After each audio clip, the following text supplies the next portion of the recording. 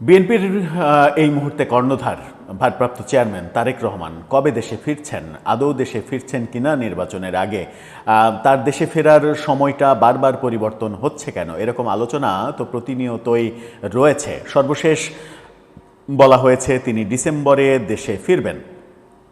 ডিসেম্বরে আসতে আর মাত্র কয়েকদিন, এবং নির্বাচন কমিশন সূত্র বলছে ডিসেম্বরের 7 তারিখে তফসিল ঘোষণা করা হবে। তাহলে তিনি কবে ফিরবেন?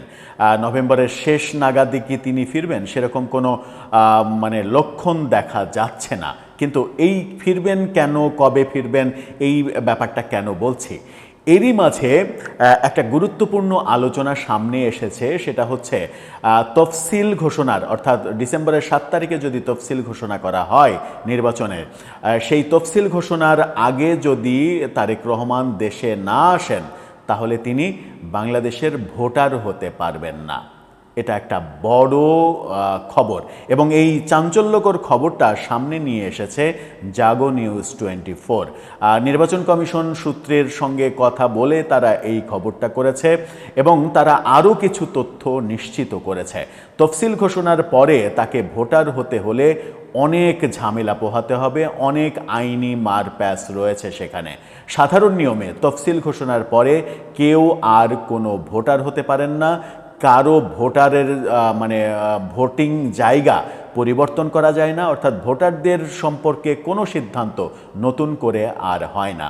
তাহলে তারেক রহমান যদি তফসিল ঘোষণার আগে না ফিরেন, কি অবস্থা হবে? আদৌ কি তিনি নির্বাচনের আগে ফিরবেন, নাকি নিরাপত্তার কারণে নির্বাচন পরিচালনা তিনি দেশের বাইরে থেকেই করবেন, এরকম বাস্তবতা তৈরি হচ্ছে। ভোটার যদি তিনি হতে না পারেন দেশে এসে, তাহলে তিনি নির্বাচন করবেন কিভাবে, সেটাও একটা বড় প্রসঙ্গ। কি বলছে গণমাধ্যম, চলুন একটু জেনে দেখি। এই ভিডিওতে থাকবেন পলিটিক্স টিভির নিয়মিত আয়োজনে।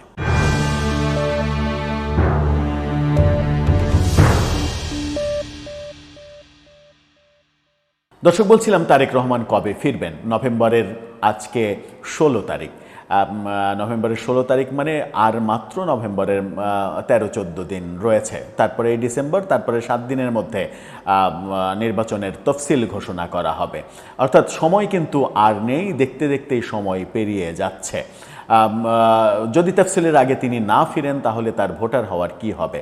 জাগো নিউজ 24 কি বলছে তাকে নিয়ে একটু শিরোনামটা দেখে নিন আগে। সেখানে বলা হচ্ছে তফসিলের আগে দেশে না ফিরলে ভোটার হতে পারবেন না তারেক রহমান।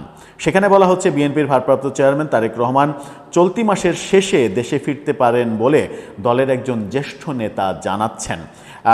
এই ফিরতে পারেন, এটা কিন্তু অনেক দিন থেকেই আমরা শুনছি। আমরা প্রথমে শুনলাম যে জুলাইতে ফিরবেন, তারপরে আগস্টে, তারপরে সেপ্টেম্বরে ফিরবেনই, তারপরে অক্টোবরে, তারপরে নভেম্বরে, তারপরে আমরা জানলাম যে ডিসেম্বরে ফিরবেন। কিন্তু এখন আবার জাগো নিউজ 24 এক নেতার বরাত দিয়ে বলছে এই মাসের শেষ নাগাদ তিনি ফিরবেন। ত্রয়োদশ জাতীয় সংসদের নির্বাচনের তফসিল ঘোষণার পর নতুন কাউকে ভোটার করবে না নির্বাচন কমিশন। সেক্ষেত্রে দেশে এসে তারেক রহমান তার তফসিলের আগেই তাকে ভোটার হতে হবে, অর্থাৎ তফসিলের আগে তিনি দেশে ফিরবেন এবং ভোটার হবেন।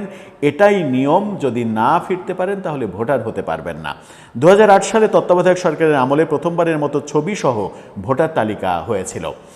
ওই সময় বিএনপির ভারপ্রাপ্ত চেয়ারম্যান তারেক রহমান এবং তার স্ত্রী লন্ডনে ছিলেন, ফলে ভোটার হতে পারেননি তারা। জোবাইদা রহমান কিছুদিন আগে, কয়েক মাস আগে তিনি দেশে এসেছিলেন, তখন তিনি ভোটার হয়েছেন। কিন্তু তারেক রহমান যেহেতু দেশে আসেননি, সেহেতু ভোটার হননি। এদিকে নির্বাচন কমিশন সূত্রও বলছে যে তিনি ভোটার হননি, এবং আরেকটা তথ্য যেটা বলছে সেটা হচ্ছে যে যুক্তরাজ্যে যে ভোটার হওয়ার প্রক্রিয়া, সেখানেও যুক্তরাজ্যে প্রবাসীরাও ভোটার হয়েছেন। 5000-এর বেশি যুক্তরাজ্য প্রবাসী ভোটার হয়েছেন। সেই ভোটার হওয়া প্রক্রিয়াতেও তারেক রহমান আবেদন করেননি। বলছে যে লন্ডনে ভোটার হলেন 5749 জন, নাম নেই তারেক রহমানের। সেখানে তিনি ভোটার হননি, এবং সেটা 13ই নভেম্বর পর্যন্ত সময় ছিল, সেই সময়ও শেষ। 13 নভেম্বরের পরে আর আবেদন করার অপশন নেই যুক্তরাজ্যে বসে থেকেও, অর্থাৎ তিনি সেখানে বসে থেকেও ভোটার হতে পারতেন। তার আগে তিনি যদি তার তার পাসপোর্ট বাংলাদেশ থেকে পাসপোর্ট রেনু করে নিতে পারতেন, কিংবা একটা ট্রাভেল পাস রেনু করে মানে সরকার মানে ক্ষমতাসীন সরকার পক্ষে থাকলে তো সব কিছুই সম্ভব। পাসপোর্ট অফিসার সে প্রয়োজনে লন্ডনে যাবে, যে ওখানে সিলমোহর মারবে, পাসপোর্ট করে দেবে, সবই সম্ভব, অসম্ভব বলে কোনো কিছু নেই। সুতরাং সরকারের মানে সহায়তায় তিনি এই কাজটা করতে পারতেন, পাসপোর্ট করে নিয়ে কাগজপত্র নিয়ে তিনি ভোটার হতে পারতেন, কিন্তু সেটা তিনি হননি। তিনি যখন হননি, 12,498 জন যুক্তরাজ্য প্রবাসী আবেদন করেছিলেন, এর মধ্যে সব প্রক্রিয়া শেষে চূড়ান্তভাবে ভোটার হয়েছেন 5,749 জন, অর্থাৎ মানে অর্ধেকের অনেক কম ভোটার হতে পেরেছেন। আবেদন করেছিলেন কিন্তু অনেক, তারা কিন্তু সবাই ভোটার হতে পারেননি যথাযথ কাগজ না দেওয়ার কারণে। সুতরাং তিনি যদি যথাযথ কাগজ দিয়ে মানে ব্যাপারটা ভোটার হতে পারতেন, সেখানে ভোটার হতে পারতেন, তাহলে এই ভোটার হওয়া নিয়ে আর কোনো শঙ্কা থাকতো না। এখন শঙ্কা জেগেছে, তফসিলের আগে তিনি যদি দেশে না ফিরেন তাহলে তার ভোটার হওয়ার ব্যাপারে যথেষ্ট সমস্যা রয়েছে। নির্বাচন কমিশন সূত্র যেটা বলছে সেটা হচ্ছে যে তফসিল ঘোষণার পরে ভোটার হতে হলে আদালতের আদেশ লাগে, মানে এবং নির্বাচন কমিশনের যে 5 জন সদস্যকেই একমত হতে হয়। একমত হয়ে অনেক আইনি প্রক্রিয়া রয়েছে, আইনি প্রক্রিয়ার মধ্য দিয়ে নির্বাচনের তফসিল ঘোষণার পরে ভোটার হওয়া সম্ভব। হয়তোবা সেগুলোও মানে করায়ত্ত করে ভোটার হয়ে যেতে পারবেন, কিন্তু সেটা স্বাভাবিক কোনো প্রক্রিয়া নয়। এই কারণেই আলোচনা হচ্ছে যে তফসিলের আগে তিনি ফিরবেন কি ফিরবেন না। বিভিন্ন দিকে বিভিন্ন রকমের আলোচনা রয়েছে তারেক রহমান প্রসঙ্গে, বিশেষ করে তার নিরাপত্তা ইস্যু নিয়ে তিনি সবথেকে বেশি চিন্তিত।